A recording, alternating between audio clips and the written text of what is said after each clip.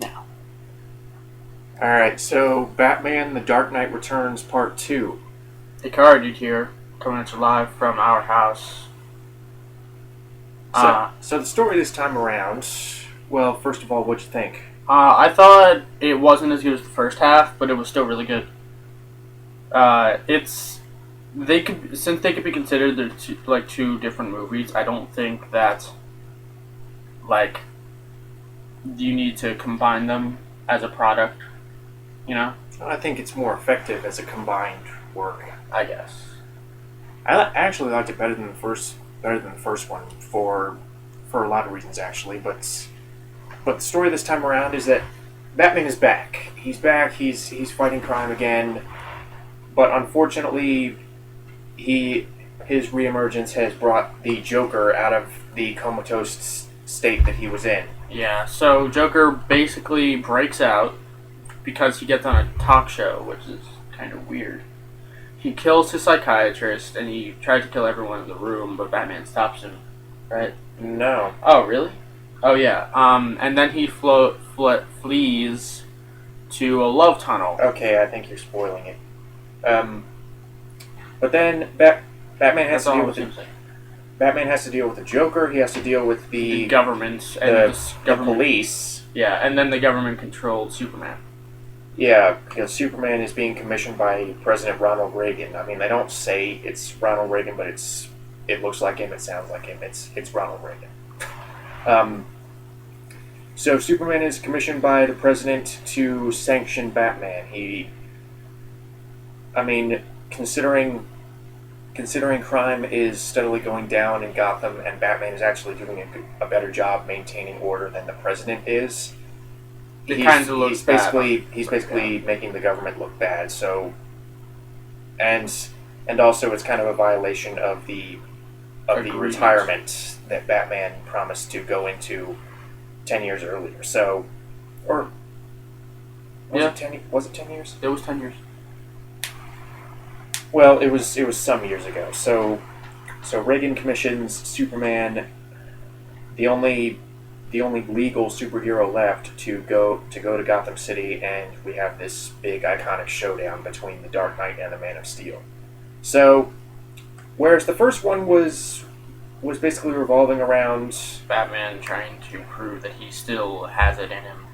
Yeah, Batman kind of overcoming his physical limitations and basically trying to return to the cowl. This one, he's already returned to the cowl, and he's basically up against those who basically don't want him to return to the cowl, who basically want him to go back into retirement. He's dealing with the repercussions of becoming Batman again, namely in the form of the Joker and in the form of Superman acting on behalf of the government.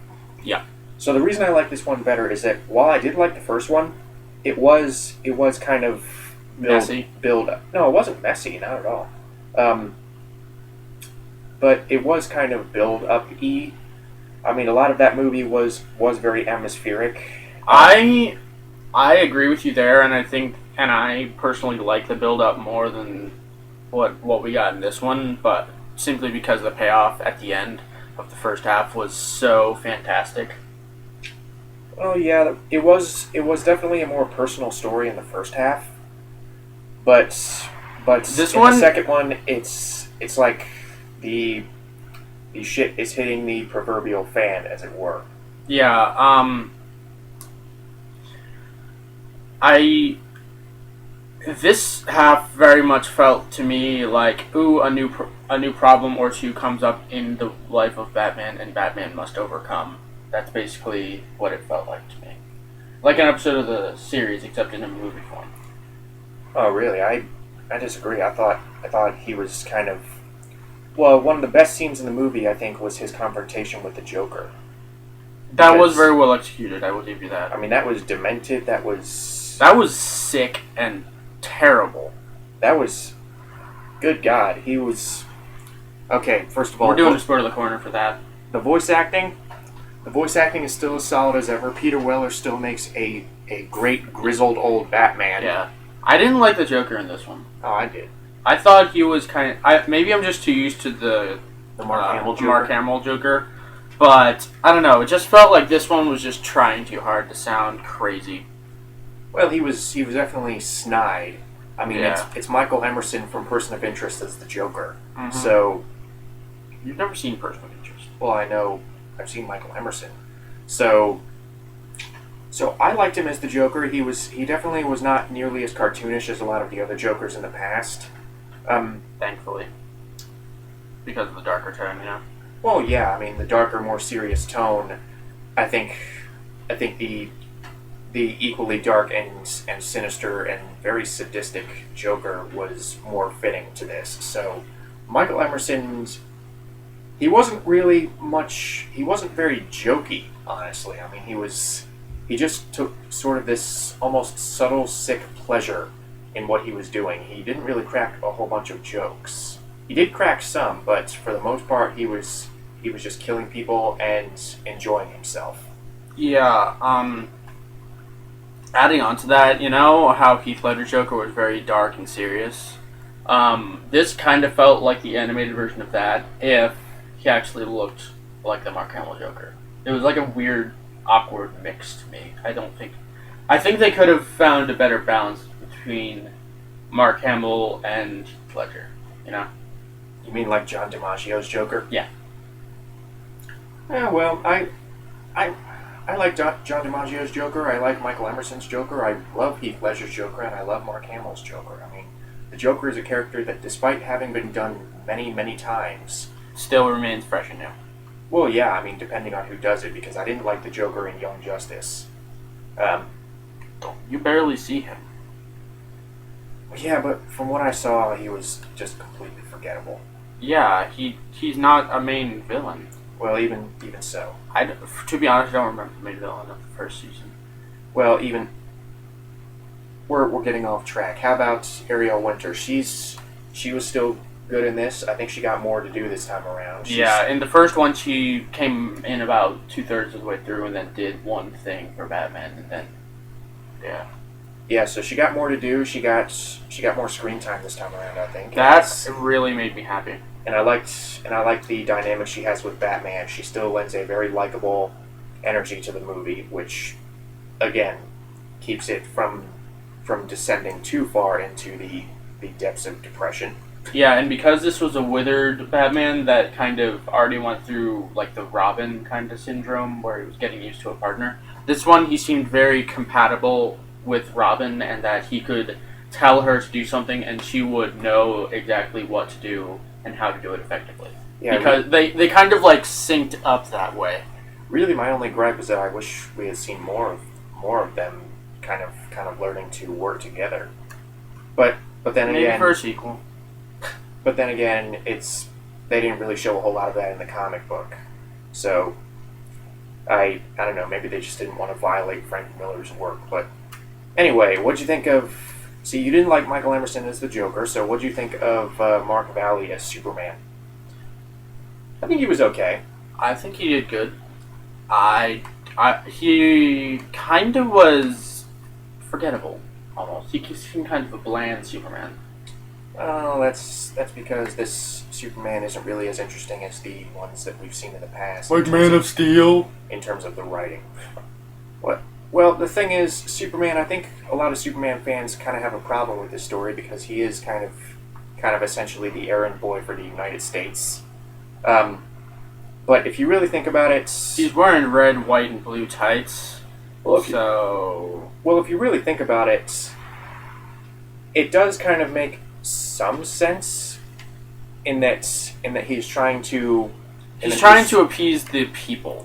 Well, no, he's trying to ensure that there's order in the world, and seeing as Batman essentially is monkey wrench. He, like you said, he's trying to keep order in the world, but he's trying to do it in accordance with the government so that he doesn't cause unneeded bloodshed if he battled the government.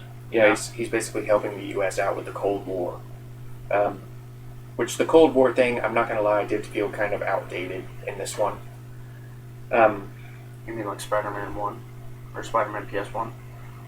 Well, no, the Cold War scenes did, and even Reagan himself, the Reagan-esque design for the president, they were relevant in the 80s, but nowadays I'm not really sure how many audiences will really connect with those. Yeah. But, I mean, especially in your case, because you didn't. Anyway. What? David Selby is still good, although. As who? As Gordon. Although he didn't really get as much to do this time around, unfortunately. Because he's decommissioned. He's not the Commissioner Gordon anymore. Yeah, so he's great when he's there. But other than that, he's kind of this citizen. He's more of a citizen this time. Citizen definitely. Gordon. Citizen Gordon. Maria Canals Barrera is still good as Commissioner Ellen Yindel, the new police commissioner. I didn't think she was that bad. I think she brought a new taste to the story. She has a tough voice. Yeah. I mean, she has a tough voice that I think is suited to this very harsh character. Mm-hmm. But at the same time, they don't go so far with it like Dennis Leary in The Amazing Spider-Man, where she's just unlikable with how close-minded she is. I feel like she's willing to listen if it means protecting the people. Yeah. But other than that, really, all that's left is the guy who plays Oliver. Oh, no. No, I don't like him. Why not? You didn't like Green Arrow in this movie? No. What? Is it just because he only had one arm? Yeah, that upset me. Well, to be fair, they set that out earlier in the movie. That upset me. Yeah, well, maybe. Would you have liked it better if it was the guy from Arrow voicing him? No. You just didn't like the fact. Okay, well, how did you like the actual voice actor? Because I liked Oliver Queen. I wasn't listening. Did you just really not? So you were rooting for Batman when he was fighting Superman because Superman took Oliver's arm. Okay, well, the action scenes are still fantastic. They felt more thought out in this one. They definitely felt more impactful. Yeah, mostly because it's freaking Superman and he can throw Batman into a wall. Well, not just that, but the fight between Batman and the Joker felt so brutal. I mean, you felt like neither of them were really holding anything back in terms of what they were willing to do to each other. Yeah. Like this was their last hurrah, as it were. Yeah. So it was Joker's last laugh. That scene was so well done. It was equal parts psychological and physical. Yeah, it was really. There's a real poignant line that I really want to talk about in the spoiler section. So. Just do it now. No, now. Just next. The fight between Batman and Superman was appropriately epic. It was pretty darn cool. It's actually longer than the graphic novel. The graphic novel, it's over in like 1 or 2 pages. I'm dead serious. Yeah. That's dumb. So it reminds me of the Vegito versus Supergroup fight in the manga. It's very. So they extend it in the movie, but thankfully they keep it going just long enough to where you don't get bored. Yeah. You don't get bored. They don't go too long, like the half-hour fight in Revenge of the Sith. Shut up! I like that fight. But the one thing that I will say is that when you just see Batman like cut the power to the entire city and just shock Superman, it is like, oh my god, that could kill him. You know? What, kill Superman? Yeah. No, it wouldn't. You feel like it could. Well, yeah. I mean, there's definitely a sense of lines being drawn in the sand between these two characters. And it's not like Superman's unlikable because he's trying to hurt. No, he just feels an obligation. Batman. He just feels an obligation to what he feels is the greater good. And at the end, he actually comes around. Yeah, he actually comes around to him, to Batman, if you know what I mean. And there's some people who might have issues with the ending to this movie, and that's. I thought it was kind of a cheapo. Well, I didn't because really throughout the whole story, part 1 and 2, Batman has been looking for what he would classify as a good death, but him being able to essentially move past the cow, and basically pass his knowledge on to the youth. Then I actually thought that was appropriately fitting because he had actually already started to do that by taking on another Robin. So I felt the ending was fine, except for the fact that he took on the Sons of Batman as his proteges, who were formerly spoilers. Who were formerly the mutants. We're doing spoilers now. Okay, fine. Spoilers started 2 minutes ago. That's basically my only issue with that, because I wish they had established, oh well, these mutants were just young kids who had never really committed anything. I wish they had said something like that. But for all we know, the guys that Batman takes on could be murderers, they could be rapists, they could be arsonists. So, yeah, I felt a little weird about that, but overall, it didn't really ruin the ending for me. It's just a little something that I did not let go. I think the ending was a bit of a cheapo. I think they should have left him dead, to be honest. Because that, like, both Batman and Superman were fighting for simply what they believed to be the greater good, right? Yeah. So I think a good death would have been dying for the greater good. I think that would have been a great death. I'm not disagreeing with you. I mean, there are many ways that you could have ended this better. Well, you could have ended this in a good way. I mean, I think the ending that we have is good, and I think the ending that you are proposing is good. So, I have to say about that poignant line when Batman is fighting the Joker, he says when the Joker was like urging him to kill him, Batman says, "All the people I've murdered by letting you live." I really like that line. I think it was delivered perfectly because it encapsulates all that Batman has stood for, could have been wrong, and that his morals could have been the cause of so many deaths in the city. It's one of the advantages of doing a story with an older version of Batman is that you have that kind of retrospective element. I mean, you can have him look back on his past decisions with regret. Yeah. So, one more thing I want to mention is that I like the fact that the Joker gets to kill Conan O'Brien. Because I mean, the character. That's not funny. The character is not, and I like Conan O'Brien, but it's just that novelty of being able to say, yeah, the Joker gets to kill Conan O'Brien in this movie, and they don't call him Conan O'Brien, but it's Conan O'Brien. Well, it's Conan.